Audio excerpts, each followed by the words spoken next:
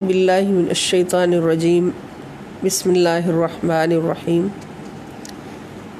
ان اللہ وملائکتہ یصلون علی النبی یا ایہا الذین آمنوا صلوا علیہ وسلموا تسلیما اللہم صلی علی سیدنا و مولانا محمد وعلی آلہ واصحابہ وبارک وسلم. قال رسول اللہ صلی اللہ تعالی علیہ وسلم من صلی علی مرۃ صلی اللہ علیہ 10 مرات. آقا دو جہاں صلی اللہ تعالی علیہ وآلہ وسلم کا ارشاد گرامی ہے کہ جس نے مجھ پر یعنی محمد مصطفیٰ صلی اللہ تعالی علیہ وآلہ وسلم پر ایک بار درود پڑھا تو اللہ رب العزت اس مومن پر 10 بار درود بھیجتے ہیں. پیارے دوستو، آج ہماری خوش قسمتی ہے کہ رمضان المبارک کی گھڑیوں میں دوسرا جمعۃ المبارک آج ہمیں نصیب ہوا ہے، اور جمعۃ المبارک کی نسبت سے درود پاک کی فضیلت اللہ رب العزت کی بارگاہ اقدس سے اور رسول اللہ صلی اللہ تعالی علیہ وآلہ وسلم کی بارگاہ اقدس سے ہمیں جب ملتی ہے تو پھر دل کرتا ہے کہ کثرت سے درود پڑھے.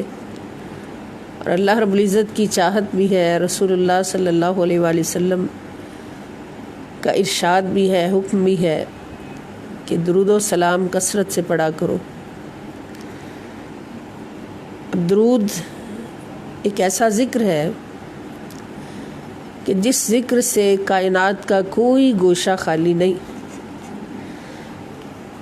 نبی کریم صلی اللہ تعالی وسلم پر درود پڑھنا ایک ایسا ذکر ہے کہ جس سے عرش سے فرش تک، شمال سے جنوب تک، مشرق سے مغرب تک کائنات کا کوئی گوشہ ذکر درود سے خالی نہیں.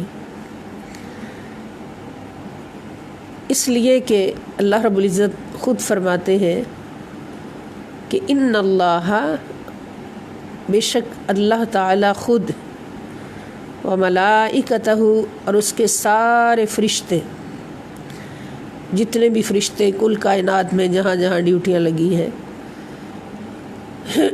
ہر وقت ایک ذکر کرتے ہیں، یصلون علی النبی، کہ اللہ کے نبی محمد رسول اللہ صلی اللہ علیہ وآلہ وسلم پر ہر وقت درود بھیجتے ہیں، درود پڑھتے ہیں. اور پھر اللہ پاک فرماتے ہیں کہ یا ایہا الذین آمنوا، اے وہ لوگوں جو ایمان لائے ہو. ایمان والوں سے خطاب ہے. یہاں پر اللہ پاک نے قرآن کریم میں مختلف گروہوں سے نام لے کے خطاب فرمایا، جیسے کل ہم نے پڑھا قل یا ایہا الکافرون. تو جس چیز کی جو حیثیت ہے اس کے مطابق اللہ پاک نے اس کو خطاب فرمایا. تو یہاں پر اللہ تعالیٰ مومنین سے خطاب فرما رہے ہیں کہ یا ایہا الذین آمنوا، اے ایمان والو. اور میں نے عرض کیا تھا کہ ایمان اس کائنات میں مومن کی سب سے بڑی دولت ہے، سب سے بڑی ثروت ہے، جس کو مومن نے سنبھالنا ہے، اس کی حفاظت کرنی ہے. اور اس کی حفاظت کس طرح سے کرنی ہے کہ اللہ پاک فرماتے یا ایہا الذین آمنوا، اے ایمان کی دولت رکھنے والو، صلو علیہ، تم بھی ہر وقت نبی پاک صلی اللہ علیہ وآلہ وسلم پر درود بھیجا کرو. وسلموا تسلیما، اور کثرت کے ساتھ سلام بھی پیش کرتے رہا کرو. درود پڑھنے سے بھی زیادہ سلام عرض کرنے کا حکم دیا اس آیت مبارکہ میں اللہ پاک نے. اب سلام تو السلام علیکہ ایہا النبی ہم نے کہا، الصلاۃ والسلام علیکہ یا رسول اللہ کہا، سلام پیش ہو گیا.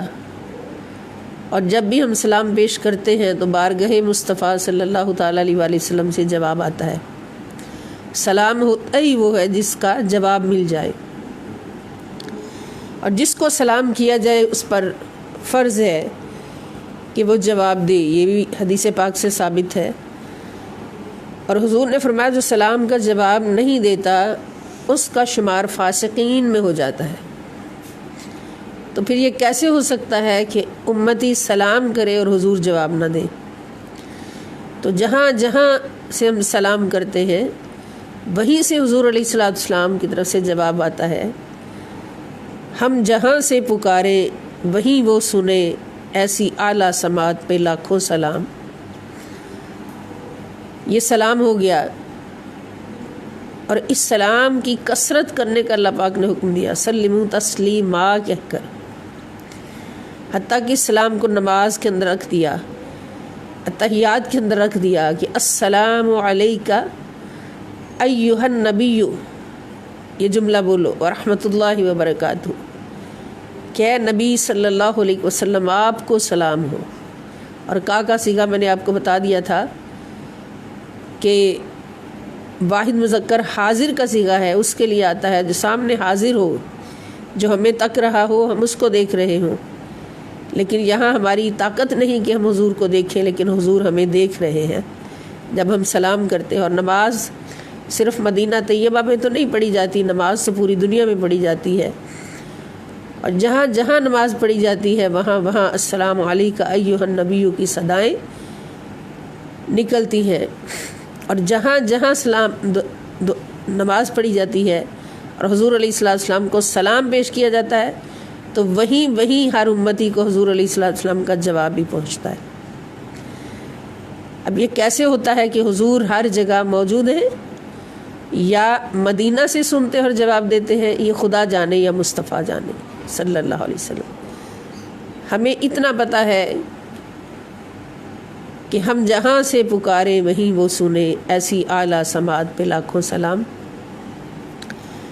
اور جہاں تک درود کا تعلق ہے، جس کے لیے صلاۃ کا لفظ آیا، نماز کے لیے بھی میں نے پہلے عرض کیا تھا کہ نماز کے لیے بھی اللہ پاک نے صلاۃ کا لفظ رکھا عربی میں، اور درود کے لیے بھی صلاۃ کا لفظ رکھا،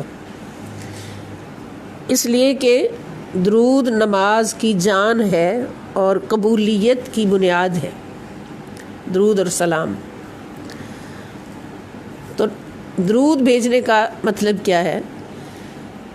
جب اللہ تعالیٰ ہمیں حکم دیتے ہیں کہ میرے نبی پر درود بھیجو، تو جب پوچھا گیا کیسے درود بھیجا جائے تو نبی کریم صلی اللہ تعالی وسلم کے وسیلہ سے اللہ پاک نے مجھے طریقہ سکھایا کہ درود ایک ایسا عمل ہے جو بندو تمہاری طاقت نہیں، تم میرے نبی پر درود نہیں بھیج سکتے، یہ عمل ادا نہیں کر سکتے، تم اللہ سے عرض کیا کرو، کہا کرو اللہم صلی علی سیدنا محمد وعلی آل سیدنا محمد، اللہم بارک علی سیدنا محمد وعلی آل سیدنا محمد۔ جس طرح سے بھی درود پڑھنا ہے، جون سا بھی درود پڑھنا ہے، تو اللہم صلی علی سیدنا محمد کہہ کے پڑھنا ہے۔ مطلب کیا کہ اے اللہ تو درود بھیج ہمارے سردار، ہمارے آقا، ہمارے مولا حضرت محمد صلی اللہ علیہ وآلہ وسلم پر اور آپ کی آل پر۔ اللہ سے کہتے ہیں تو مفسرین کرام نے، علماء کرام نے اس کی جو سرچ کی اور معنی پیش کیے کہ صلاۃ، درود پڑھنا، اس کا مطلب ہے بندے کے درجات کو بلند کرنا، اللہ تعالیٰ کا اپنے بندے کو اپنے قریب کرتے جانا، اپنا قرب عطا کرنا، اور جتنا اللہ کا قرب عطا ہوتا جاتا ہے اتنا بندے کے درجات بلند ہوتے چلے جاتے ہیں۔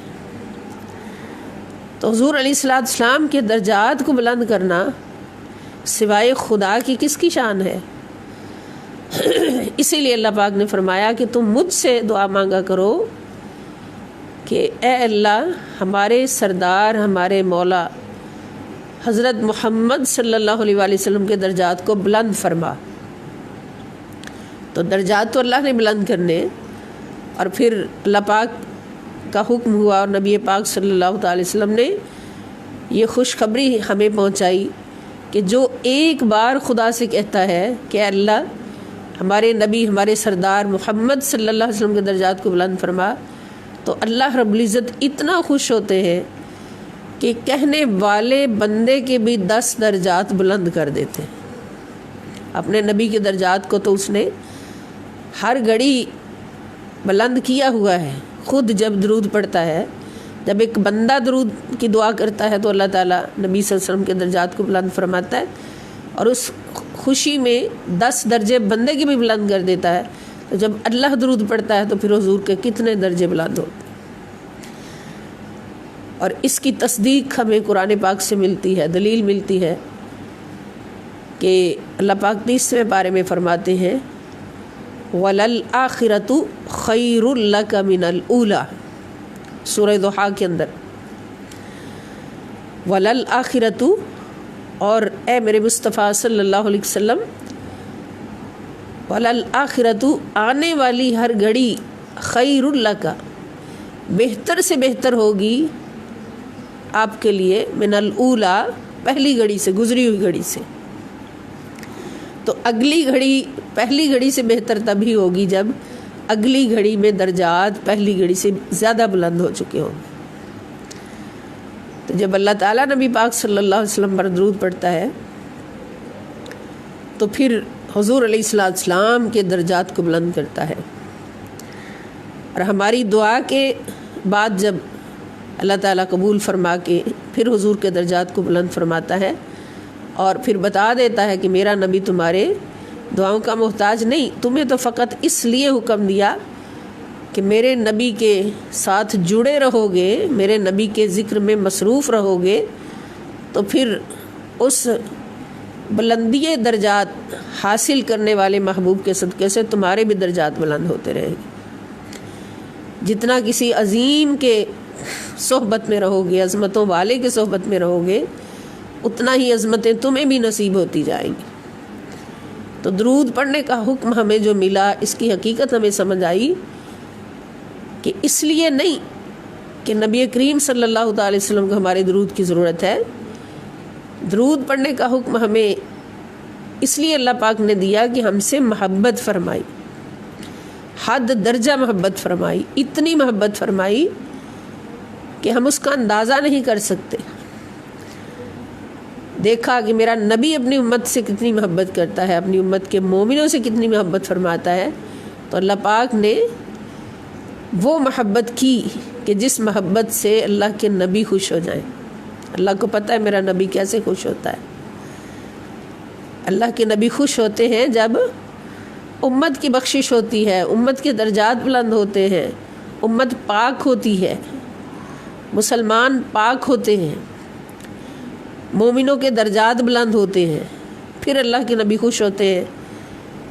اور ہمیشہ پوری زندگی ظاہری حیات طیبہ دنیا کی نبی پاک صلی اللہ تعالی وسلم کی ہمارے سامنے ہے کہ ہماری ہی پاکیوں کے لیے، ہماری ہی بخششوں کے لیے اور ہمارے ہی درجات کی بلندی کے لیے حضور علیہ السلام نے ہمیشہ دعائیں فرمائی۔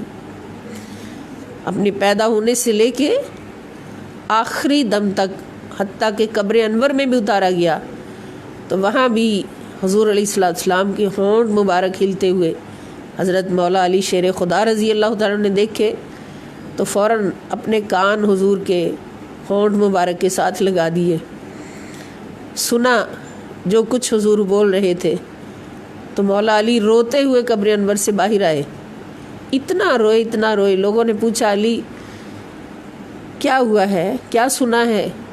تو فرمانے لگے کہ میں نے دیکھا کہ حضور کے ہونٹ مبارک ہل رہے ہیں، حضور کچھ فرما رہے ہیں۔ جب میں نے اپنے کان ہونٹوں کے پاس کیے تو میں نے سنا کہ حضور فرما رہے تھے یا ربی حبلی امتی، یا ربی حبلی امتی، یا ربی حبلی امتی، اے اللہ میری امت کو بخش دے۔ اور حضور فرما رہے تھے کہ اللہ ابو بکر کی سفید داڑھی کا واسطہ میری امت کو بخش دے۔ یہ الفاظ حضور علیہ السلام اس وقت فرما رہے ہیں جب قبر انور میں اتارا گیا۔ تو اللہ کی بھی چاہت، مصطفیٰ کی بھی چاہت کہ یہ انسان، بالخصوص یہ مسلمان اور مومن جس کو اللہ پاک نے احسن تقویم کے مقام پر پیدا کیا، اور 4 قسمیں کھانے کے بعد فرمایا لقد خلقنا الانسان فی احسن تقویم. تو یہ اس مقام پر بیٹھا رہے، اس مقام کو پا لے، اس دنیا میں رہتے ہوئے پاک ہو جائے، عظمتوں والا ہو جائے، سج جائے، منور ہو جائے، نور و نور ہو جائے. اس لیے اللہ پاک نے یہ ایک بہت بڑا کامیابی کا راستہ ہمیں عطا فرمایا کہ یا ایھا الذین آمنوا صلو علیہ وسلموا تسلیما. اے ایمان والو، ایمان کی حفاظت بھی اسی میں ہے، ایمان کا کمال بھی اسی میں ہے، ایمان کا جمال بھی اسی میں ہے، اور ایمان کی کثرت بھی اسی میں ہے کہ تم ہر وقت میرے نبی صلی اللہ تعالی علیہ وآلہ وسلم پر درود پڑھا کرو اور کثرت سے سلام پیش کرتے رہا کرو. اور اسی کی تصدیق میں نبی کریم صلی اللہ تعالی وسلم نے کہ حضور کی بارگاہ میں ایک صحابی بیٹھے تھے، انہوں نے کہا حضور درود کا حکم ہوا ہے تو کتنا درود پڑھا کریں؟ آقا نے فرمایا کتنا پڑھتے ہو؟ عرض کی حضور 24 گھنٹے میں جتنی عبادات اذکار کرتا ہوں اس میں چوتھا حصہ درود پاک اور باقی 3 حصے باقی اذکار و عبادات. آپ نے فرمایا کہ اس سے زیادہ کرو تو بہتر ہے. اب ذرا اس بات پہ غور کریں کہ درود اور سلام کی فضیلت، عظمت، اور اس کے صدقے سے ہماری عظمت کیا ہونے والی ہے. تو صحابی نے کہا حضور پھر میں آدھا حصہ درود پاک پڑھا کروں گا اور آدھا حصہ باقی اذکار کیا کروں گا. آقا نے فرمایا اس سے بھی زیادہ کرو تو بہتر ہے درود پاک. پھر صحابی نے عرض کی حضور 3 حصے درود پاک پڑھا کروں گا اور 1 حصہ باقی عبادات و اذکار کیا کروں گا. تو پھر آقا علیہ السلام نے مسکرا کے فرمایا کہ میرے صحابی درود اس سے بھی زیادہ کرو تو اچھا ہے، بہتر ہے. پھر صحابی قربان ہو گئے. عرض کی آقا میری جان، میرا مال، میرا سب کچھ آپ پہ قربان، میرے ماں باپ قربان، اب میں ہر وقت آپ پر درود پاک ہی پڑھا کروں گا.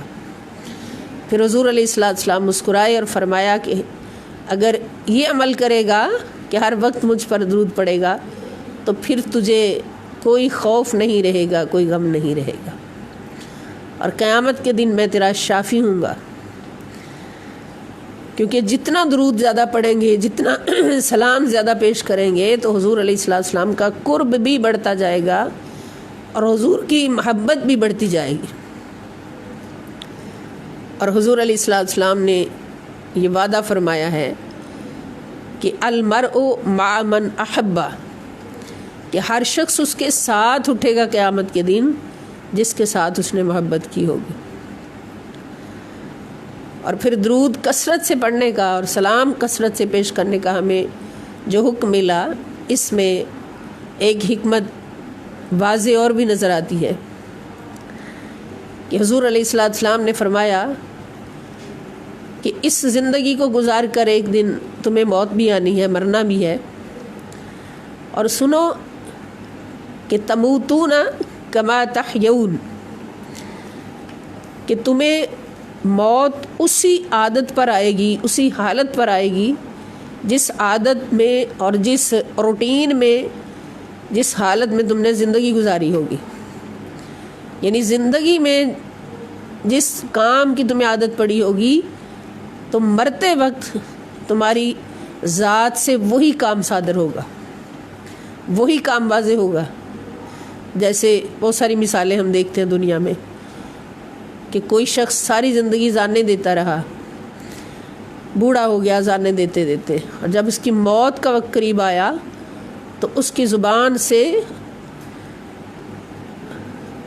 فطری طور پر اذان جاری ہو گئی، اذان دینے لگ گئے. ڈاکٹرز نے کیا کہا کہ یہ شخص ساری زندگی اذانیں دیتا رہا ہے، اس لیے اب بھی اس کی زبان پر اذان جاری ہو گئی. اسی طرح جو قرآن پاک کی تلاوت کرتے رہتے ہیں اور جو بھی عمل کرتے رہتے ہیں تو بہت ساری مثالیں ایسی ملتی ہیں کہ مرتے وقت وہی کلمات زبان پر جاری ہوتے ہیں. اور پھر اس کا معنی یہ بھی کہ جب قبر میں اتارا جائے گا اور قبر میں دوبارہ سے اٹھایا جائے گا، زندہ کیا جائے گا حساب کتاب کے لیے، تو اس وقت بھی حضور فرماتے وہی عمل جو ہے وہ زبانوں پر جاری ہوگا جو دنیا میں کرتے رہے. اسی لیے حضور نے فرمایا کہ فَلْيَقُلْ خَيْرًا أَوْ لِيَصْمُتْ، کہ چاہیے کہ بندہ صحیح بولے تو صحیح بولے ورنہ خاموش رہے، کیونکہ جو بولیں گے وہی عادت پڑ جائے گی. جب اللہ پاک نے ہمیں فرمایا کہ ہر وقت میرے نبی پر درود پڑھا کرو، سلام پیش کیا کرو، نبی کریم صلی اللہ تعالیٰ علیہ وآلہ وسلم نے بھی فرمایا کہ ہر وقت مجھ پر درود پڑھا کرو، سلام پیش کرتے رہا کرو، میں تمہارا سلام خود سنتا ہوں، جواب دیتا ہوں. کچھ ایسے ہیں جن کا میں جواب بھیجتا ہوں، فرشتے لے کے آتے ہیں، اور کچھ ایسے ہیں جن کا جواب خود دیتا ہوں، خود سنتا ہوں اور خود جواب دیتا ہوں. تو یہ کس لیے ہمیں حکم دیا؟ اس لیے نہیں کہ اللہ کے نبی صلی اللہ تعالیٰ علیہ وآلہ وسلم کو ہماری طرف سے درود و سلام کی ضرورت ہے اور حضور محتاج ہے ہمارے درود اور سلام کے، نہیں. اس لیے کہ حضور کو امت سے پیار ہے، اللہ کو نبی کی امت سے پیار ہے، اور اس پیار کا یہ تقاضا کہ ہمیں اچھے سے اچھا بنائے، ہم اچھے سے اچھے نظر آئیں، ہماری عادت میں وہ چیز آئے کہ مرتے وقت جب وہ ہماری زبان سے جاری ہو تو فرشتے بھی حساب لینا بھول جائیں. اس لیے ہمیں درود و سلام ہر وقت پڑھنے کا حکم دیا کہ ہر وقت ہماری زبان پہ درود جاری رہے گا، ہماری فطرت بن جائے گی، عادت بن جائے گی. جب قبر میں اتارے جاؤ گے اور نبی کریم صلی اللہ تعالیٰ علیہ وآلہ وسلم کی زیارت نصیب ہوگی، جو کہ احادیث سے ہمیں ملتا ہے کہ قبر میں 3 سوال ہوں گے. پہلا سوال من ربو کا، جواب آسان ہوگا. دوسرا سوال ما دینو کا، اس کا جواب بھی آسان ہوگا. مگر تیسرا سوال جو کمپلسری ہوگا اور ہماری کامیابی کی بنیاد ہوگا انشاءاللہ، وہ کیا ہوگا کہ حضور فرماتے کہ پردے اٹھا کر میرا دیدار کرایا جائے گا. اور پھر فرشتہ سوال کرے گا کہ ما کنت تقول فی حق حاضر رجل محمد صلی اللہ علیہ وآلہ وسلم، کیا قبر والے مان لیا تیرا رب اللہ ہے، تیرا دین اسلام ہے، مگر اس دین میں رہتے ہوئے اور اللہ کو رب مانتے ہوئے ما کنت تقول، تو کیا بولا کرتا تھا، کیا کہا کرتا تھا، فی حق حاضر رجل، اس ہستی کے حق میں، محمد جن کا نام ہے محمد صلی اللہ علیہ وآلہ وسلم. یہ نہیں پوچھا جائے گا کہ من نبیوں کا، تیرا نبی کون ہے. نبی پاک صلی اللہ علیہ وسلم کی زیارت کرائی جائے گی اور پھر سوال کیا جائے گا کہ بتا تو ان کے حق میں دنیا میں کیا بولا کرتا تھا. تو آقا علیہ الصلوۃ والسلام فرماتے ہیں کہ جنہوں نے میرے حق میں حق بولا ہوگا، جنہوں نے میرے حق میں سچ بولا ہوگا، جنہوں نے میرے حق میں قرآن کی بیان کی ہوئی عظمتیں بولی ہوں گی، تو ان کی زبانوں پہ وہی کچھ جاری ہو جائے گا. جو میرے حق میں کیا ہوگا وہی ان کی زبانوں پہ جاری ہو جائے گا. تو یہاں ہم سوچیں کہ اللہ پاک ہمیں کثرت سے درود و سلام پڑھنے کا حکم کیوں دیتے ہیں؟ اس لیے کہ دنیا میں جب ہم کثرت سے درود و سلام پڑھتے رہیں گے تو پھر یہی درود و سلام پڑھنا قبر میں اس سوال کے جواب میں ہماری زبانوں پہ جاری ہو جائے گا اور ہماری بخشش کی بنیاد بن جائے گا.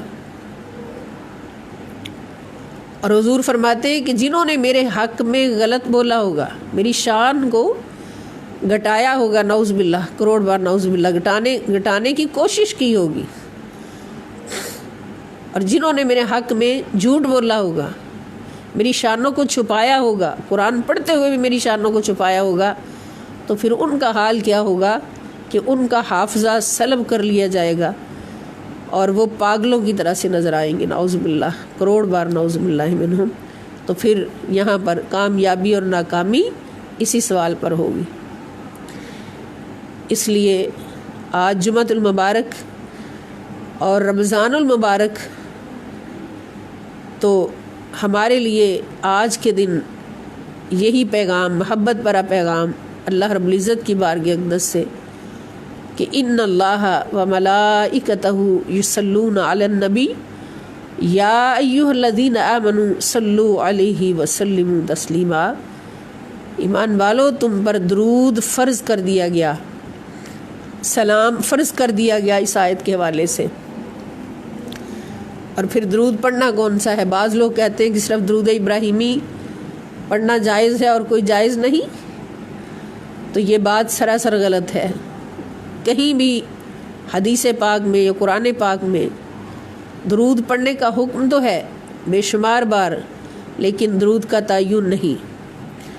درود ابراہیمی افضل ہے اس لیے کہ اس کو نبی کریم صلی اللہ تعالیٰ علیہ وآلہ وسلم نے بھی پڑھا ہے، اللہ پاک نے نماز کے اندر حضور سے پڑھوایا ہے، اور نماز کے اندر وہی درود پڑھا جائے گا۔ ہاں، نماز کے اندر درود ابراہیمی کی سوا اور کوئی درود نہیں پڑھا جا سکتا۔ نماز کے اندر درود ابراہیمی پڑھنا فرض ہے، مگر ہر وقت جو درود پڑھنا ہے تو اس میں بے شمار درود پاک ہے۔ دلائل الخیرات کتاب ہے درود پاک کی، درود پاک کا مجموعہ ہے، اس میں سینکڑوں درود پاک ہیں، اور ہر درود بہت افضل ہے اور بہت ہی برکتوں کا باعث ہے۔ تو درود پاک کثرت سے پڑھنا یہ اللہ رب العزت کا حکم ہے، چاہت ہے بندہ مومن سے۔ اور یہاں یہ آپ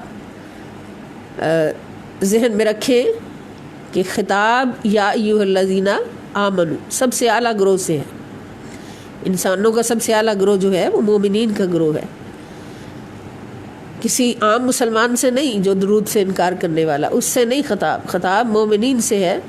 اور مومن کون ہے؟ جس کا سب کچھ نبی کریم صلی اللہ تعالیٰ علیہ وآلہ وسلم کی محبت پر قربان ہے، جو اتباع رسول کا مجسم ہے، جو نبی کی محبت میں مر مٹنے والا ہے، قربان ہونے والا ہے، سب کچھ قربان کرنے والا ہے۔ تو اس کے ایمان کی حفاظت کہاں ہے؟ کثرت درود پاک میں۔ جتنا ہم کثرت سے درود پاک پڑھیں گے اتنا ہی ہمارا ایمان جو ہے وہ ایمان کے چوروں سے محفوظ رہے گا۔ اللہ پاک ہمیں درود پاک کثرت سے پڑھنے کی توفیق عطا فرمائے، اور خاص طور پر جمعہ المبارک کے دن حضور علیہ السلام فرماتے کہ جمعہ المبارک کے دن جو درود پاک پڑھا جاتا ہے وہ خاص طور پر میری بارگاہ میں پیش ہوتا ہے، اور میں دیکھتا ہوں، خوش ہوتا ہوں، اور پھر ان لوگوں کی طرف نظر رحمت کرتا ہوں۔ اور اللہ رب العزت تو وعدہ ہے، من صلی علیہ مرتن صلی اللہ علیہ عشر مرات، درود پڑھنے کا حکم کیوں دیا اللہ پاک نے؟ حضور فرماتے کہ تم ایک بار میرے نبی پر درود پڑھتے ہو تو اللہ تعالیٰ 10 بار تم پر درود پڑھتا ہے ایک کے بدلے۔ اور جب اللہ تعالیٰ درود پڑھتے ہیں تو کیا کرتے ہیں؟ نمبر 1 بندے کے 10 درجے بلند فرماتے ہیں، نمبر 2 بندے کے 10 گناہ مٹا دیتے ہیں، نمبر 3 بندے کے 10 نیکیاں اس کے نام عمل میں لکھ دیتے ہیں، اور 10 بار اس کی طرف نظر رحمت دیکھتے ہیں۔ جب اللہ تعالیٰ خوش ہوتا ہے کسی پر درود بھیجتا ہے تو پھر سب سے پہلے تو اللہ تعالیٰ کی نظر اس کو ملتی ہے نا، وہ بندہ خدا کی نظر میں بھی آ جاتا ہے۔ تو اتنی بڑی خوشخبری ہمیں کس نے دی؟ اور پھر نماز بھی ہم پڑھتے ہیں، درود بھی پڑھتے ہیں، لیکن درود ایسا ذکر ہے جس پر بغیر کسی شک کے یہ اتھارٹی دی اللہ پاک نے کہ یہ قبول ہوتا ہے۔ جس وقت پڑھیں، جہاں پڑھیں، جیسے پڑھیں، درود پاک اسی گھڑی قبول ہوتا ہے، اور اسی گھڑی اس کا اجر بھی اسی لمحے ٹک کر کے مومن کی جھولی میں آ گرتا ہے۔ اور نماز بھی پڑھتے ہیں، لیکن نماز کے لیے ہمارے پاس کوئی نہیں ہے پروف کہ وہ قبول ہو گئی ہے، وہ تو اللہ جانے قبول کرے یا نہ کرے، ہم نے پڑھ لی ہے، لیکن ہمیں کہیں یہ پروف نہیں ملتا کہ جب بھی تم نماز پڑھتے ہو تمہاری نماز فوراً قبول ہوتی ہے۔ جب درود پڑھتے ہو تو درود فوراً قبول ہوتا ہے، اس کا مطلب کہ نماز کی قبولیت بھی درود کی بنیاد پر ہے۔ جس کا درود قبول ہو گیا اس کی نماز بھی قبول ہو گئی۔ اور اللہ پاک نے درود اور سلام کو نماز کی جان بنا کے رکھا ہے۔ التحیات، تشہد میں جب ہم بیٹھتے ہیں تو اس میں سب سے پہلا تحیات پڑھتے ہیں، جس کے اندر پہلے نبی پاک صلی اللہ علیہ وسلم کو سلام پیش کرتے ہیں، السلام علیکہ ایھا النبی ورحمۃ اللہ وبرکاتہ کہہ کر، اور اس کے بعد پھر درود ابراہیمی پڑھتے ہیں، اس سے پتہ چلا کہ سلام کو پہلے رکھا اللہ پاک نے، درود کو بعد میں رکھا، اور دونوں کو ہی نماز کی قبولیت کی بنیاد بنایا۔ اگر آپ سارے قیام، رکوع، سجدے سب کچھ کر لیں اور آخر میں تشہد نہ پڑھے یا درود ابراہیمی نہ پڑھے تو آپ کی نماز کبھی بھی قبول نہیں ہوگی۔ تو پھر کیا سمجھ آئی کہ درود و سلام وہ ذکر ہے جو ہمارے سجدوں کو قبول کرواتا ہے۔ ہم یہ نہیں کہہ سکتے کہ سجدے درود کو قبول کرواتے ہیں، درود جب بھی پڑھیں قبول ہے، مگر نماز درود اور سلام کو ملا کر پڑھیں گے تو قبول ہوگی۔ درود کے لیے سجدہ شرط نہیں، مگر سجدے کی قبولیت کے لیے درود شرط ہے۔ اللہ پاک ہم سب کو توفیق عطا فرمائے اور ہم کثرت سے اپنے نبی صلی اللہ تعالیٰ علیہ وآلہ وسلم پر درود پڑھیں، سلام پڑھیں، اور دنیا میں بھی آخرت میں بھی اللہ تعالیٰ ہمیں ہمارے پیارے نبی پاک صلی اللہ تعالیٰ علیہ وآلہ وسلم اپنے محبوب کے قدموں میں جگہ نصیب فرمائے اور حضور کی نسبت نصیب فرمائے، اور کہیں پر بھی ہمیں کوئی پریشانی نہ ہو۔ انشاءاللہ نبی کے غلاموں کے لیے کوئی پریشانی اللہ پاک نے نہیں رکھی۔ اب ہمارا آج کا سبق جو ہے لیکچر نمبر 7، ہماری کلاس کا لیکچر نمبر 7 ہے، جس میں آج ہمارے پاس الفاظ جو ہم نے سمجھنے ہیں پہلے، ان میں پہلا لفظ ہے جاء، جیم الف جا اور حمزہ، جاء اس کا مطلب ہے آیا، جاء کے معنی آنا، جاء فعل ماضی ہے فعال کے وزن پر، اس کا مطلب ہے وہ آیا۔ اور اس سے ریلیٹ یہ ورڈ جو ہے مختلف صورتوں میں 278 مرتبہ 278 ٹائمز قرآن کریم میں آیا ہے، مختلف صورتوں میں، مختلف صیغہ جات میں، اور بیس اس کی ہے وہ جاء۔ ایک صورت جاؤکم، آپ سمجھ گئے ہوں گے، جاؤ یہ جاء کی جمع ہے، وہ سب مرد آئے، کم تمہارے پاس، کم بھی جمع مذکر حاضر کی ضمیر ہے، جیسے تم اور کم ان دونوں کا مطلب تم ہے۔ جاؤکم وہ سب آئے تمہارے پاس، جاءہم جاء وہ ایک شخص آیا، ہم ان کے پاس، ہم کی ضمیر جمع مذکر غائب کے لیے، جاءہم وہ آیا ان کے پاس،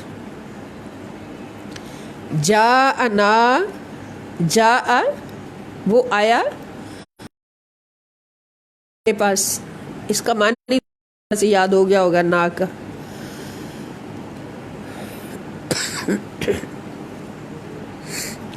تو یہ لفظ اس طرح اپنی مختلف صورتوں میں 278 مرتبہ قرآن کریم میں آیا ہے، تو ایک بار یاد ہو گیا تو انشاءاللہ 278 مرتبہ آپ کو یاد ہوگا۔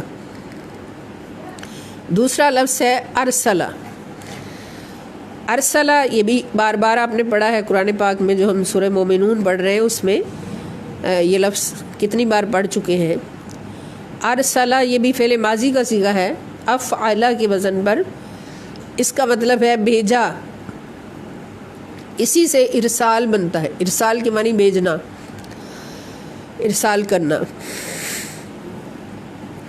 ارسلہ بھیجا۔ یہ 130 مرتبہ قرآن کریم میں آیا، یہ لفظ 130 مرتبہ قرآن کریم میں آیا ہے، مختلف صورتوں میں، مختلف صیغوں میں، جن میں سے ایک ہے ارسلنا، جو ابھی ہم نے کئی بار پڑھ چکے ہیں قرآن کریم پڑھتے ہوئے۔ ارسلنا، نا کی معنی ہم نے بھیجا، ارسلنا ہم نے بھیجا۔ اب ارسلہ سے فعل مضارع بنتا ہے یرسلو، اگلا لفظ ہے یرسلو، اس کا معنی کیا ہوگا کہ وہ بھیجتا ہے یا بھیجے گا. یرسلو وہ بھیجتا ہے یا بھیجے گا. اور ایک اور لفظ ارسلناک، جیسے وما ارسلناک الا رحمۃ للعالمین. تو ارسلنا یہ الگ الگ اس کا معنی کریں، آپ کو یاد ہو گیا ہوگا. ارسل بھیجا، نا ہم نے، کا آپ کو، کا کی ضمیر واحد مذکر مخاطب کے لیے یعنی رسول پاک صلی اللہ تعالی وسلم کے لیے. ارسلناک ہم نے بھیجا آپ کو. تو یہ الفاظ ہیں جو بار بار آتے ہیں قرآن کریم میں. تو انشاءاللہ امید ہے اب بس ضمیریں آپ یاد کرتے جائیں جو اس میں آتی ہیں. کم ہے، ہم ہے، تم ہے، نا ہے، یا ہے، کا ہے، کی ہے. تو یہ ضمیریں جب یاد ہو گئیں تو ساتھ والا لفظ جو ہے اس کا معنی یاد ہوگا، تو پھر ترجمہ کرنا خود بخود آسان ہو جائے گا. آج کی ہماری حدیث پاک دوسرا پورشن، عن عبداللہ ابن عمر رضی اللہ تعالی عنہما ان رسول اللہ صلی اللہ علیہ وآلہ وسلم قال من حمل علینا السلاح فلیس منا. حضرت عبداللہ ابن عمر، حضرت عمر کے بیٹے رضی اللہ تعالیٰ عنہما سے روایت ہے انا کہ بے شک رسول اللہ صلی اللہ علیہ وآلہ وسلم، رسول اللہ صلی اللہ علیہ وآلہ وسلم نے قال فرمایا. اب قال بار بار آ رہا ہے، سب کو یاد ہو گیا ہوگا کہ رسول اللہ صلی اللہ علیہ وآلہ وسلم نے فرمایا من، جس نے، من اس میں موصول ہے، اس کا مطلب جو یا جس نے اٹھایا. حمل کے معنی ہوتے ہیں اٹھانا. اس سے فعل حملہ، اسی لیے جو عورت پریگننٹ ہوتی ہے اس کو بھی حاملہ کہتے ہیں. حاملہ، حمل، حمل کا مطلب بوجھ ہوتا ہے. تو حملہ فعل ماضی ہے، اٹھایا، بوجھ اٹھانا. علینا، علی پر، نا ہم، ہمارے اوپر. جس نے ہمارے اوپر اٹھایا، ہمارے سے مراد کیا؟ نبی کریم صلی اللہ علیہ وسلم نے جو ہمارے فرمایا اس سے مراد ہے تمام مسلمانوں پر. السلاح، اسلحہ، اسلحہ. فلیسا پس نہیں ہے، لیسا جہاں بھی آئے گا اس کا مطلب ہوگا نہیں. مذکر کے لیے ہوگا تو لیسا، مؤنث کے لیے ہوگا تو لیست، آخر میں تا ساکن ہوگی، لیست مؤنث کے لیے ہوگا. فلیسا پس نہیں ہے وہ، منا ہم میں سے، من سے نا ہم، یعنی اس کا ہمارے ساتھ کوئی تعلق نہیں، وہ میری امت میں سے ہی نہیں. حضور نے فرمایا، حضرت عبداللہ ابن عمر رضی اللہ تعالیٰ عنہ سے روایت ہے کہ رسول اللہ صلی اللہ علیہ وآلہ وسلم نے فرمایا کہ جس شخص نے ہمارے خلاف یا ہمارے اوپر اسلحہ اٹھایا، یعنی ہم سے جنگ کی، تو اس کا میرے ساتھ، ہمارے ساتھ کوئی تعلق نہیں، وہ ہماری امت میں سے نہیں. تو اس حدیث پاک سے واضح ہے کہ مسلمان کا مسلمان کے خلاف جنگ کرنا یا مسلمان کا مسلمان کے اسلحہ استعمال کرنا کسی بھی صورت میں جائز نہیں ہے، حرام ہے. اور اس حدیث پاک سے جو مضامین ہمیں سمجھ آئے تو نمبر 1 یہ کہ حضور صلی اللہ علیہ وآلہ وسلم نے مسلمانوں کے خلاف اسلحہ اٹھانے والوں کو امت سے خارج کر دیا، امت سے خارج کر دیا کہ وہ میرے امت ہی نہیں. اور جن کو نعوذ باللہ حضور فرما دے کہ میرا امتی نہیں، تو پھر اس کا ٹھکانہ کہاں ہوگا؟ اس کا ٹھکانہ سوائے دوزخ کے اور کوئی نہیں ہوگا، اور کوئی نہیں ہوگا۔ اللہ کے پکڑے چھڑائیں محمد، اور محمد کے پکڑے چھڑا کوئی نہیں سکتا۔ اور دوسرا مضمون جو اس حدیث پاک سے ہمیں سمجھ آیا وہ یہ کہ مسلمانوں کو ہراساں اور خوف زدہ کرنے والوں سے حضور علیہ السلام نے لا تعلقی کا اظہار فرمایا ہے۔ جو مسلمانوں کو ہراساں کریں، خوف زدہ کریں کسی دنیاوی غرض سے، اپنی غرض سے، لالچ سے، کسی بھی وجہ سے، تو حضور علیہ السلام فرماتے کہ ان کا میرے ساتھ کوئی تعلق نہیں، نعوذ باللہ منہ۔ اور ایسا شخص انتہائی بدبخت ہے، بدبخت ترین شخص ہے کہ جس کو نعوذ باللہ حضور فرما دے کہ اس کا میرے ساتھ کوئی تعلق نہیں، اور وہ مسلمان کے خلاف اسلحہ اٹھائے۔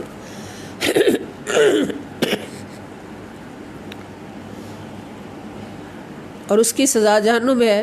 کل بھی ذکر ہوا تھا اس میں کہ من قتل مؤمنا متعمدا فجزاؤہ جہنم، کہ جس نے کسی مومن کو جان بوجھ کر قتل کیا اس کی سزا جہنم ہے۔ تو اللہ پاک ایسے لوگوں کے قریب ہونے سے بھی ہمیں بچائے اور سب کو ہدایت عطا فرمائے، تمام مسلمانوں کو، کہ وہ محبت پیار سے مل کر رہے، ایک دوسرے کے دکھ بانٹے، دکھ دے نہیں بلکہ دکھ بانٹے۔ تو اس حدیث پاک کو بھی ہم پڑھ لیتے ہیں تاکہ یاد ہو جائے۔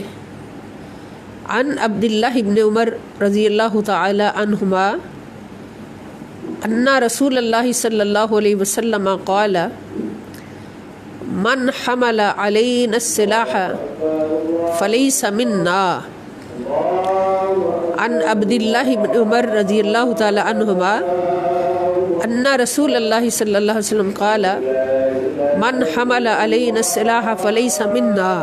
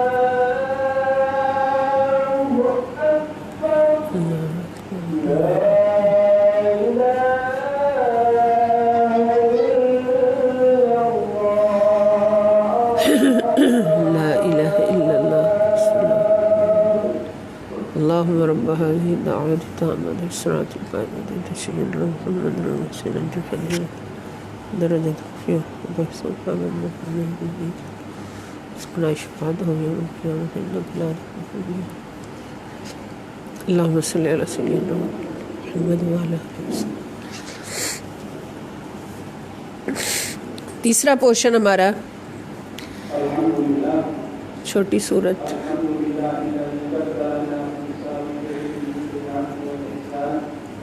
قرآن کریم کی چھوٹی صورت سورۃ النصر جو آج ہم نے پڑھنی ہے. بسم اللہ الرحمن الرحیم. اذا جاء نصر اللہ والفتح ورأيت الناس يدخلون في دين الله أفواجا فسبح بحمد ربك واستغفره إنه كان توابا. صدق اللہ العظیم. اس سورہ مبارکہ میں 19 الفاظ ہیں. سورت کا نمبر 110، آیات اس میں 3، حروف 79. دور نزول اس کا مکی ہے. رکوع اس کے اندر 1 ہے، سجدہ کوئی نہیں، اور پارہ نمبر 30. یہ اس کا تعارف ہے.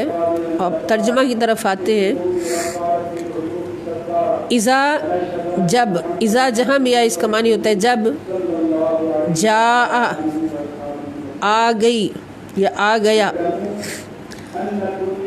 نصر، ابھی یہ جاء کا لفظ ہم نے الفاظ میں پڑھا ہے. نصر کے معنی ہے مدد، اللہ تعالیٰ کی. والفتح، اور فتح و کامیابی. فتح یہ اردو میں بھی لفظ آتا ہے فتح. فتح اور کامیابی آ گئی. وَرَأَيْتَ، اور آپ نے دیکھا. النَّاسَ، لوگوں کو. آپ نے لوگوں کو دیکھا، یعنی جب اللہ کی مدد اور فتح آ پہنچی اور آپ لوگوں کو دیکھ لیں. کیا دیکھ لیں؟ کہ یدخلون، وہ داخل ہو رہے ہیں. یا کے معنی وہ، واو نون سب، اور داخل ہونا، وہ سب داخل ہو رہے ہیں. فی میں دین اللہ، دین اللہ تعالیٰ کا، اللہ کے دین میں. افواجن، فوج در فوج، یہ بھی اردو میں لفظ آتا ہے. افواج فوج کی جمع ہے، یعنی فوج در فوج دین میں داخل ہو رہے ہیں لوگ. فسبح، تو سبح تسبیح بیان کریں، تو آپ تسبیح بیان کریں. بی کے معنی ساتھ، حمد ربی کا، آپ کے رب کی، اپنے رب کی حمد کے ساتھ تسبیح بیان کریں. یعنی جب آپ دیکھیں کہ اللہ کے دین میں لوگ جوق در جوق داخل ہو رہے ہیں، تو آپ اللہ کا شکر ادا کرتے ہوئے اپنے رب کی حمد کے ساتھ تسبیح فرمائیں. واستغفرہ، اور مغفرت طلب کرے اللہ تعالیٰ سے. استغفر یہ فعل امر کا صیغہ ہے، مغفرت طلب کرے. ہو، اللہ تعالیٰ سے. انہ، بے شک وہ، یعنی اللہ رب العزت. کانا ہے، توابا، بہت توبہ قبول فرمانے والا. یعنی جب لوگ جوق در جوق دین میں داخل ہو رہے ہوں تو آپ اللہ کا شکر ادا کرتے ہوئے اللہ کی حمد کے ساتھ تسبیح بھی فرمائیں اور انکساری کے ساتھ استغفار کریں. بے شک وہ بڑا ہی توبہ قبول فرمانے والا اور مزید رحمت کے ساتھ رجوع فرمانے والا ہے. تواب کا مطلب توبہ قبول فرمانے والا بھی، اور تواب کا مطلب رحمت کے ساتھ رجوع فرمانے والا ہے. تو یہ سورہ نصر ہے جس کا معنی ہے مدد. تو اس کے بارے میں 2 روایات ہیں. اس کا نزول جو ہے، یہ سورت مدنی ہے، اس کا نزول فتح مکہ کے موقع پر ہوا. جب فتح مکہ ہو گئی اور نبی کریم صلی اللہ تعالیٰ علیہ وآلہ وسلم 10,000 صحابہ کے لشکر کے ساتھ مکہ میں داخل ہوئے، جبکہ سارے کفار قریش مکہ زیر ہو چکے تھے، اپنے اپنے گھروں میں بند تھے، خوف زدہ تھے کہ آج ہمارے ساتھ کیا ہونے والا ہے۔ اس وقت یہ سورہ مبارکہ اللہ پاک نے نازل فرمائی اور مسلمان ایک نبی کریم صلی اللہ تعالی وسلم کو مسلمانوں کے لیڈر کی حیثیت سے اور ایک فاتح اور کامیاب لیڈر کی حیثیت سے اللہ پاک نے حضور علیہ السلام کو جو ایک منشور دیا کہ ایک مسلمان اور مومن جب فتح و کامیابی حاصل کرتا ہے اور دشمن کو طاقت و تاراج کر لیتا ہے تو پھر اس کا منشور کیا ہوتا ہے؟ اس کا منشور یہ نہیں ہوتا کہ مظلوموں کو پکڑ کر یا جو زیر ہو چکے ہیں ان کو پکڑ کر ان پر ظلم کیا جائے، ان کو قتل و غارت کا شکار کیا جائے، ان کو مار دیا جائے، یہ ہمارے دشمن تھے، انہوں نے تو ہمیں کعبہ میں داخل ہونے سے روکا ہوا تھا، یہ ہمارے کعبہ پر قابض تھے، اب ان کو ہم ختم کر دیں۔ وہ لوگ تو خوف زدہ تھے، مگر اللہ پاک نے کیا فرمایا کہ فتح و کامرانی کی صورت میں یعنی ایک بین الاقوامی منشور دیا جا رہا ہے اور دوسرے امن کا پیغام دیا جا رہا ہے اس منشور میں کہ جب تمہیں فتح حاصل ہو جائے تو پھر تو سب کو معاف فرما دیا اور فرمایا کہ جو ابو سفیان کے گھر میں پناہ لے لے اس کو بھی نہیں پکڑا جائے گا، جو اپنے گھر میں پناہ لے لے ڈر کے اس کو بھی نہیں پکڑا جائے گا، اور جو سرنگوں ہو جائے اس کو بھی نہیں پکڑا جائے گا، یعنی کسی پر ظلم نہیں کیا۔ اور جب کفار نے پوچھا کہ حضور آج ہمارے ساتھ کیا سلوک ہوگا، آج ہمیں ہمارے ظلموں کا بدلہ ملے گا، تو آقا نے فرمایا لا تثریب علیکم اليوم، کہ آج تمہارے لیے کوئی بدلہ نہیں، جاؤ تم سب کو معاف کیا اور سب کو معاف فرما دیا۔ اور اللہ کا حکم آیا کہ اس فتح و نصرت کو کیسے منانا ہے، کیسے منانا ہے، دوسروں کا دل دکھا کے نہیں بلکہ کس طرح کہ فسبح بحمد ربک، کہ اپنے رب کی حمد کے ساتھ کثرت سے تسبیح کریں۔ تو حضور علیہ السلام نے جب دیکھا کہ قبائل کثرت سے اسلام قبول کر رہے ہیں تو آقا علیہ السلام نے اللہ تعالیٰ کی کثرت سے تسبیح فرمانے لگے۔ اتنی بڑی فتح و نصرت تھی لیکن کہیں پر کسی مدہوشی یا بدمستی کا عالم نہیں تھا، بلکہ اللہ تعالیٰ کی تسبیح کی کثرت تھی۔ اور پھر اللہ پاک نے فرمایا کہ اللہ تعالیٰ سے مغفرت طلب کریں، کس کے لیے؟ اپنے لیے نہیں بلکہ مسلمانوں کے لیے، اپنی امت کے مسلمانوں کے لیے۔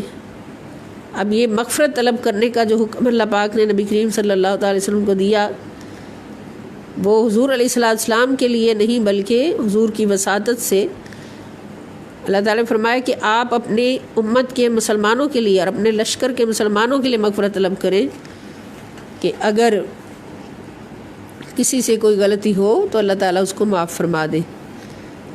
یعنی یہ منشور دیا کہ امن رکھنا ہے، سلامتی رکھنی ہے، اور فتح و نصرت کی خوشی کوئی شور شرابہ کر کے یا دوسروں کو دکھا کے جیسے آج کل ہوتا ہے، الیکشن میں بھی دو بندے مقابلے میں ہوتے، ایک جیت جاتا ہے تو دوسرا ڈھول ڈھمکا کر کر کے فائرنگ کر کر کے اس کا دل توڑ کے ہی چھوڑتا ہے، ہارنے والے کو دکھوں کا شکار کرتا ہے۔ اور یہاں عالم اسلام کی فتح ہے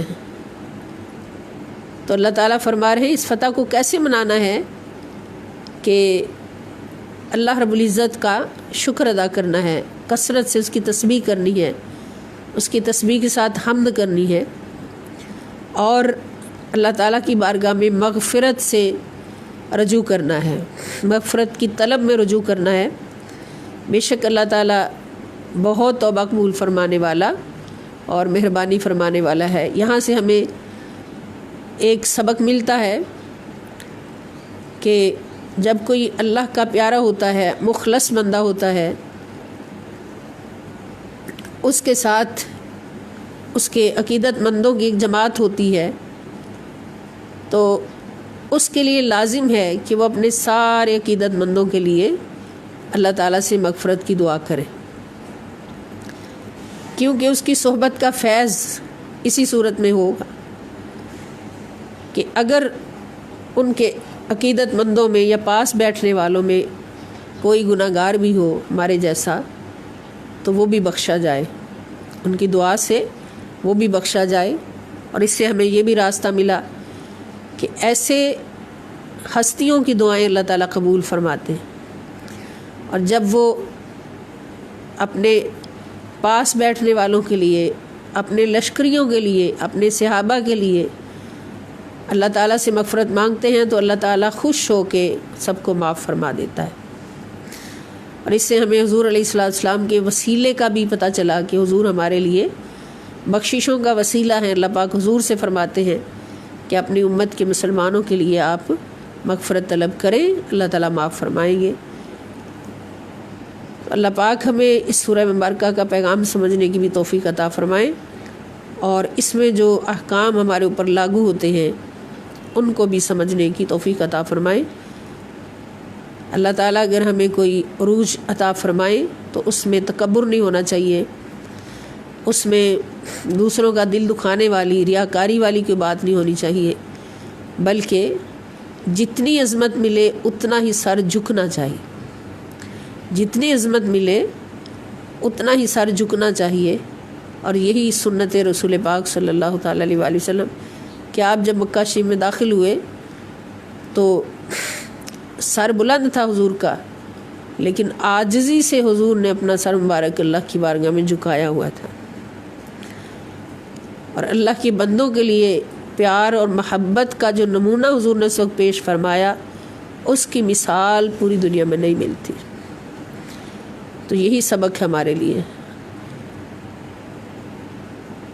اللہ تعالی ہم سب کو توفیق عطا فرمائے۔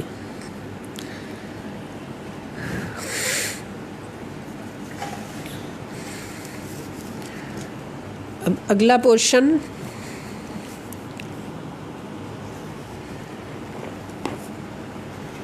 نمبر 4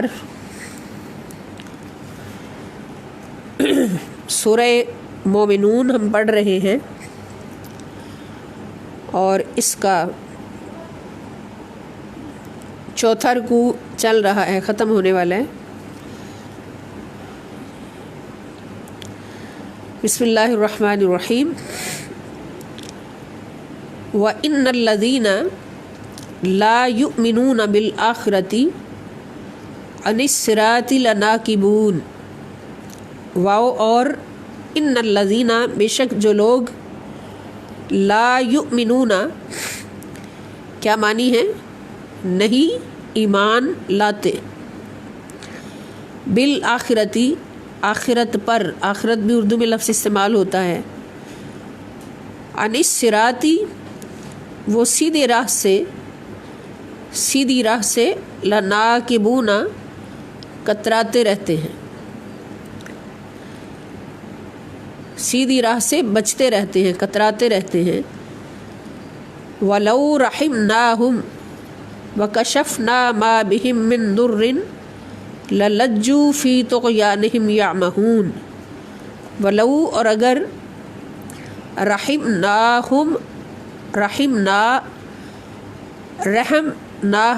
ہم رحم کر دیں، ہم ان پر، وَكَشَفْنَا اور دور کر دے، ما جو، بہم ان کے ساتھ، من ضرٍ کوئی تکلیف ہے، اور ان کے ساتھ لگی ہوئی تکلیف کو ہم دور کر دیں، للجو تو پھر وہ پکے ہو جاتے ہیں، فی طغیانہم اپنی سرکشی میں، یعمہون بھٹکتے ہوئے۔ اگر ہم ان پہ رحم کرتے ہوئے ان کی تکلیف کو دور کر دیں تو پھر وہ اپنی سرکشی میں اور پکے ہو جاتے ہیں، وہ سمجھتے ہیں کہ ہم ٹھیک راستے پر ہیں، جو ہماری تکلیف دور ہو گئی ہے، تو وہ اور پکے ہو جاتے ہیں۔ یہ ان کی بات جو ایمان والے نہیں ہیں۔ وَلَقَدْ أَخَذْنَاهُمْ بِالْعَذَابِ فَمَا اسْتَكَانُوا لِرَبِّهِمْ وما یتضرعون ولقد اور بے شک اخذناہم ہم نے ان کو پکڑ لیا بالعذابی عذاب کے ساتھ عذاب دے دیا ان کو فمستکانوا تو پھر بھی وہ نہیں جھکے انہوں نے عاجزی اختیار نہیں کی لربہم اپنے رب کے سامنے. آج بھی ہم دیکھ رہے ہیں کہ اس وبا کو کون کون کس صورت میں لے رہا ہے. جو مومن ہیں اللہ سے ڈرنے والے ہیں وہ اللہ کا عذاب سمجھ کر اللہ تعالیٰ کی بارگاہ میں رجوع کیے ہوئے ہیں, رو رو کے معافیاں مانگ رہے ہیں. مگر جو ایمان سے خالی ہیں نعوذ باللہ ان کا اس وقت بھی حال دیکھ لیں بالکل یہی ہے کہ ابھی بھی وہ رب کے آگے جھکنے کے لیے تیار نہیں ہے. جب ہم نے ان کو عذاب سے پکڑا تو پھر بھی وہ اللہ کی بارگاہ میں نہیں جھکے, انہوں نے عاجزی اختیار نہیں کی. وما یتضرعون اور نہ ہی وہ گڑ گڑاتے ہیں, اللہ کی بارگاہ میں گڑ گڑاتے نہیں. اب یہ پہچان ہوگی ان لوگوں کی جو ایمان سے خالی ہیں کہ جو عذاب آنے پر بھی اللہ کی بارگاہ سے گڑ گڑا کر معافی نہ مانگے. حتی اذا فتحنا علیہم بابا ذا عذاب شدید اذا ہم فیہ مبلسون. حتی یہاں تک کہ اذا جب فتحنا ہم نے کھول دیا علیہم ان پر باباً دروازہ ذا عذاب شدید شدید عذاب کا اذا ہم پھر وہ فیہ اس میں مبلسون مایوس پڑے رہیں گے. جب ہم نے ان پر شدید عذاب کا دروازہ کھول دیا تو پھر وہ اس میں مایوس پڑے رہیں گے. یہ ایمان سے خالی لوگوں کی پہچان ہے کہ اللہ کی بارگاہ میں نہ تھوڑی تکلیف پر رجوع کریں گے, اس سے زیادہ تکلیف آئی پھر بھی نہیں رجوع کریں گے, حتیٰ کہ بڑا عذاب بھی آ جائے تو وہ اللہ کی بارگاہ میں رجوع نہیں کریں گے. اور جو مومن ہیں وہ تو تھوڑی سی تکلیف پر بھی اللہ کی بارگاہ میں گڑ گڑاتے ہیں, روتے ہیں, آنسو بہاتے ہیں, سجدے کرتے ہیں, دعائیں کرتے ہیں. تو یہ ایمان کی پہچان ہے, ایمان والوں کی پہچان ہے. اللہ پاک ہمیں اس سبق کو اپنی زندگی پر لاگو کرنے کی توفیق عطا فرمائے. وما علیہ الا البلاغ. والسلام علیکم ورحمۃ اللہ وبرکاتہ. وإلی اللقاء ان شاء اللہ تعالی.